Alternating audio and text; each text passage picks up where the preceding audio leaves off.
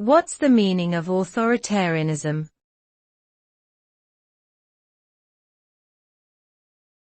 Authoritarianism.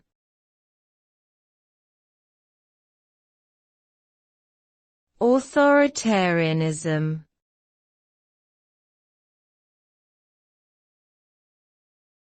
Authoritarianism.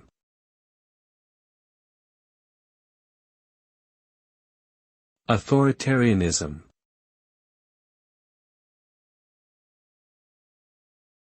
Authoritarianism refers to a system of governance where power is concentrated in the hands of a single individual or small group, often without regard for the will of the people or the rule of law.